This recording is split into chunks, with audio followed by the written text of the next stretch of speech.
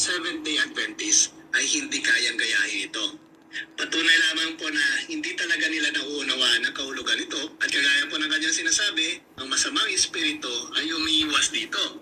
Kaya kung ang masamang espiritu ay umiiwas sa sign of the cross at ang Seventh-day Adventist ay umiiwas din sa pagsa-sign of the cross. So therefore, may similarity ba ang dalawang ito?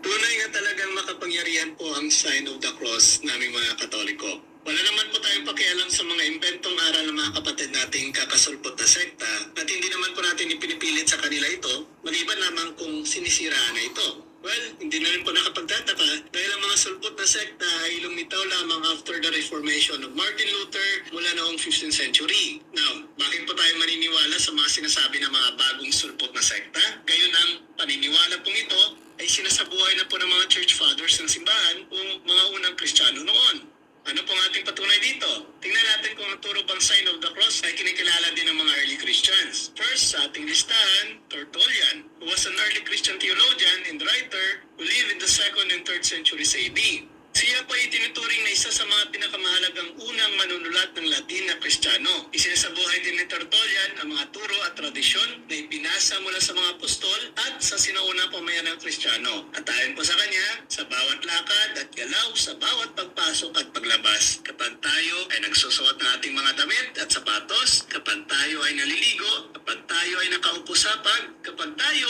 ay nagsisindi ng mga lampara sa sopa, sa upuan, sa lahat ng karaniwang kilos ng pang-araw-araw na buhay, we trace upon the forehead the sign of the cross. Ay, napakalinaw naman po na kahit si Tertullian ay kumikilala din ng sign of the cross. Pangalawa po sa listahan, si Saint Athanasius, na isa rin po sa mga importanteng tao in the early Christian Church. He is celebrated as champion of orthodoxy at tagapagtanggol ng tunay na pananampalataya sa harap ng maling pananampalataya. His contributions to early Christian theology at ang kanyang hindi natitinag na pangako to the divinity of Christ ay nagkaroon po ng pangmatagalang epekto on the development of Christian doctrine. At ano pong sabi niya? Ngunit sa pamamagitan ng pagbanggit kay Kristo na ipinako sa krus, ay itinataboy namin ang lahat ng mga demonyo na iyong kinatatakutan na parang mga Diyos. Kung saan ang sign of the cross, mahina ang mahika at walang lakas ang kulang. Abay, isa rin pala sa Saint Athanasius sa mga nagpo-promote ng sign of the cross. Pangatlo po dito, si Saint Ephraim, na isa ring early Christian theologian, poet, and hymnographer na nabuhay noong 4th century. Ang kanyang mga gawa ay patuloy na pinag-aaralan at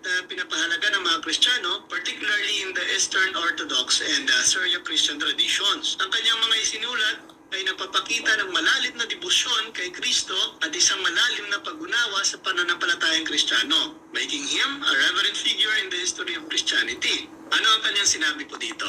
Kung ikaw ay makarinig ng isang pangungutya sa ilang pagkakataon, kapag hindi mo ito ninanais, nagdaan ang iyong sarili ng krus ng liwanag at pagmadali mula roon tulad ng isang antelope. Ayan, si Saint Ephraim ay naghihikayat rin po na mag-sign of the cross kapag nasa isang panganib. And last, si Cyril of Jerusalem, na mas kilala ring Saint Cyril na isa rin sa mga pinaka-importanting tao in the early Christianity. Na nabuhay siya noong 4th century and served as Bishop of Jerusalem. Kanyang idinidiin ang kahalagaan ng pagtuturo at katekesis na kung saan nagkaroon po ng pamatagalang epekto sa pag-unlad ng Kristiyanong teolohiya at edukasyon. At ayon po sa kanya, marami ang napako sa krus sa buong mundo. Ngunit wala sa mga ito natakot ang mga demonyo. Ngunit kapag nakita nila kahit na ang sign of the cross of Christ na naipako sa krus para sa atin, sila ay nanginginig. Ayan po.